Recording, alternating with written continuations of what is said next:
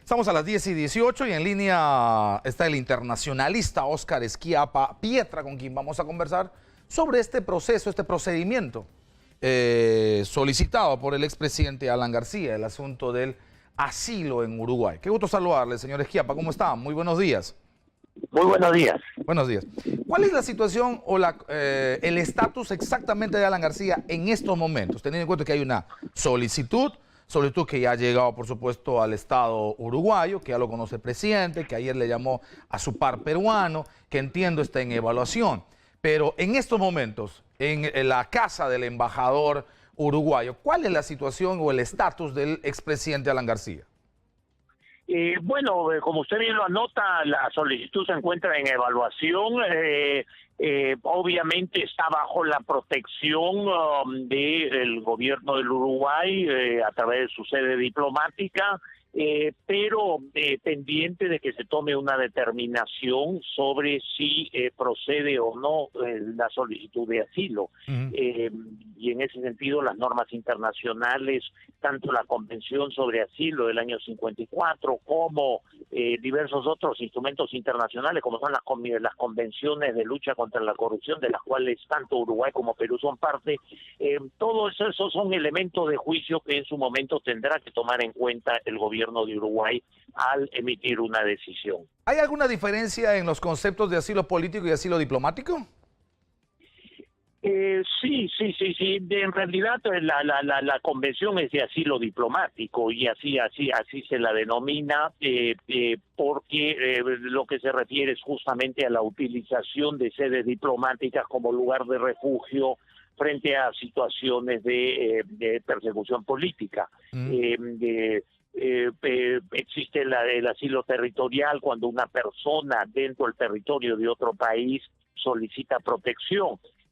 Son distintas modalidades, pero la denominación precisa para este caso es la de asilo diplomático. Asilo diplomático. Señor Schiappa, aunque quede claro de que hay una prerrogativa soberana, en este caso del Estado uruguayo, para definir si da o no da y en función de qué es lo que sería su interpretación sobre persecución o no persecución política, la decisión que deba tomar en las próximas horas o en los próximos días el presidente uruguayo en representación del Estado uruguayo debería tener algunas consideraciones. El marco del tratado, de los tratados internacionales, obliga a una evaluación de algunos factores para tomar la mejor decisión. Sin ninguna duda. En primer lugar está lo dispuesto el propio artículo 3 de la Convención sobre Asilo Diplomático. Establece que no procede el asilo cuando la persona que lo solicita se encuentra inculpada o procesada ante tribunales ordinarios y por delitos comunes. Esto sería de aplicación, en mi opinión, en el caso del señor Alan García, en cuanto ya existe una autoridad judicial que ha asumido competencias y ha decretado su impedimento de salida del país. Por lo tanto, un concepto jurídico poco preciso como es el de inculpado sería aplicable en este caso y por lo tanto no podría invocarse el asilo diplomático para el efecto. La condición actual del presidente es la de investigado. En esa condición, ¿calza lo que usted nos acaba de señalar, los alcances de este articulado del Tratado Internacional? Sí, porque existe una investigación, pero ya existe una determinación preliminar de parte del juez de impedimento de salida, en la medida en que, como lo ha señalado el juez, existen elementos de convicción suficientes para justificar esa medida. Eso cabría dentro de la noción de inculpado, que es un concepto, en primer lugar, ya un poco obsoleto en el derecho procesal penal, y en segundo lugar es un concepto que no tiene una definición precisa en el derecho procesal penal comparado, de tal manera que puede asumirse que desde el momento en que una autoridad judicial asume competencia y empieza a pronunciarse, aunque sea de modo preliminar sobre el caso, ya existe una inculpación. Que le esté dando en estos momentos protección la embajada uruguaya a Alan García, ¿nos puede llevar a la conclusión de que finalmente significa esto ya una especie de anunciada aceptación del asilo finalmente?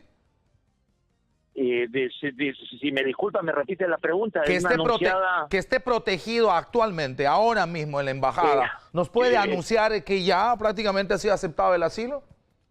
No, el hecho de que se encuentre dentro de la embajada de ninguna manera significa una determinación de fondo sobre la solicitud de asilo. Es simplemente una situación transitoria mientras esa solicitud se va evaluando, cosa que obviamente el gobierno de Uruguay tiene que hacer con mucha prudencia y tomando en cuenta sus obligaciones internacionales. ¿Qué es lo que podría tomar en cuenta? ¿Qué es lo que va a preguntar? ¿Qué información es la que tendría que mandar? Porque lo que se establece aquí es un canal de diálogo, ¿verdad? Se supone formal entre cancillerías y entre presidentes. Ayer había una conversación de aproximadamente 8 minutos entre el presidente Tabaré Vázquez y el presidente Martín Vizcarra. Y me imagino, acaba de confirmar el presidente Martín Vizcarra que el día de mañana se va a enviar la información requerida o solicitada por el presidente Tabaré Vázquez o el Estado uruguayo. ¿Qué es lo que se tendría que enviar? ¿Qué se suele enviar? ¿Qué suele solicitar en este caso Uruguay? ¿Y qué es lo que deberíamos mandar un poco como para, bueno, para defender el Estado de Derecho que se vive en el país? Claro, yo creo que hay por lo menos dos aspectos distintos. Número uno es la explicación sobre la situación política general del país y los esfuerzos que el gobierno, con el apoyo mayoritario de la ciudadanía, está haciendo para buscar la reforma de instituciones fundamentales como son las instituciones de administración de justicia. A la luz de lo cual se verá que no hay una interferencia política en los mecanismos de administración de justicia, sino simplemente un necesario esfuerzo por reformarlos para justamente erradicar la corrupción de su seno. Y en segundo lugar, hay que acreditar cuáles son los fundamentos en función de los cuales tanto la Fiscalía como el juez instructor de preparación penal han actuado para solicitar la Fiscalía y disponer el juez el impedimento de salida del país. Cuáles son los elementos probatorios que hay, o por lo menos los elementos indiciarios que justifican que se tome esa medida preliminar. Con esos fundamentos y algunas otras consideraciones, recordarle, por ejemplo, al gobierno de Uruguay las obligaciones internacionales que tiene en materia de las convenciones de Naciones Unidas y de la OEA de cooperación en lucha contra la corrupción. Todos esos son elementos de juicio que ciertamente harán que la posición del Estado peruano sea muy sólida en esa materia. Ahora, la explicación, la argumentación del expresidente García, que está contenida en su carta dirigida al presidente uruguayo, en resumen es de que hay una guerra por copar instituciones. La Fiscalía de la Nación han creado un clima de indefensión jurídica. Ni la verdad ni la ausencia de pruebas valen para un afán de procedimientos e investigaciones extremando abusivamente sus ilícitas atribuciones. Es decir, tendrá que demostrar el presidente Martín Vizcarra, y yo creo que no va a ser tarea tan complicada, de que existen, a pesar de que pueda haber diferencias, opiniones en contra, que existen autonomías constitucionales en este país y un equilibrio de poder que por supuesto puede ser que sea cuestionable uno y otro, pero que finalmente no sé si haya posibilidades, por ejemplo, de decir que Martín Vizcarra tiene las narices o las manos puestas, las narices metidas y haciendo lo que quiere en el Ministerio Público, por ejemplo, o en el Poder Judicial. Por ahí tendría que ir, digamos, un argumento fuerte para señalar el Ministerio Público tiene autonomía constitucional y el Poder Ejecutivo, que en este caso está de alguna manera al que se le está endilgando la responsabilidad de persecución, no tiene forma de manejar el Ministerio Público. Y eso yo creo que debería ser hasta de conocimiento público de la propia embajada uruguaya en Lima, ¿no? Sin ninguna duda, coincido plenamente con usted. Y hay que señalar que resulta curioso y procesalmente inconsistente que el señor Alan García y su defensa legal en el proceso iniciado para justamente decretar el impedimento de salida del país no hayan argumentado absolutamente nada de lo que horas después en la carta enviada por el presidente García al presidente de Uruguay se argumenta. Tenía recursos procesales, podía haber apelado el auto que decretó el impedimento de salida. Que no lo hizo porque se allanó, ¿no? Que allanó, Claro, exactamente. o sea, eso es más o menos, digamos, para hablar como el argot deportivo, es como yo decido entrar a un partido de fútbol, jugar el partido, acepto el arbitraje, el árbitro 1, el árbitro 2, el árbitro 3, acepto el VAR, acepto todo el procedimiento del partido. Y al minuto 35 digo, esperen un ratito, este árbitro no me gusta, estas reglas no me gustan, este campeonato no me gusta, y entonces salgo del campo y pido asilo. Porque la idea de una persecución política debió llevar a que en ningún momento, por supuesto, ni Alan García ni su defensa acepten como válidos ninguno de los mecanismos o apremios o diligencias o acciones que en el marco del Estado de Derecho realiza el Ministerio Público, por ejemplo. O sea, si estoy pidiendo asilo político hoy es porque evalúo que definitivamente aquí no hay garantías constitucionales para una legítima defensa o que se está violando. Eso no puede ocurrir después que participo en un procedimiento, en una diligencia, precisamente del marco normativo de este país, ¿no? Por supuesto, coincido plenamente con usted. No hay en su defensa legal ni en sus manifestaciones públicas ningún indicio de cuestionamiento a cómo se estaba conduciendo el proceso, en este caso, cómo la Fiscalía está conduciendo la investigación.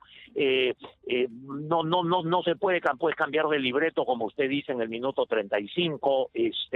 Eso no solamente no es serio, sino eso tiene implicancias de tipo legal. Sí, pues lo que es más, ¿no? Es decir, con una argumentación, porque uno escucha a los abogados de Alan García y uno espera definitivamente escuchar razones jurídicas, y lo que dicen los abogados es, no, es que nosotros sabíamos de buena fuente, es decir, el dato, el chisme, la conjetura, la cosa, que iban a ponerle prisión preventiva. Es como que yo en el minuto 35 del partido, yo sé que en 5 minutos este árbitro va a cobrar penal, así que me voy.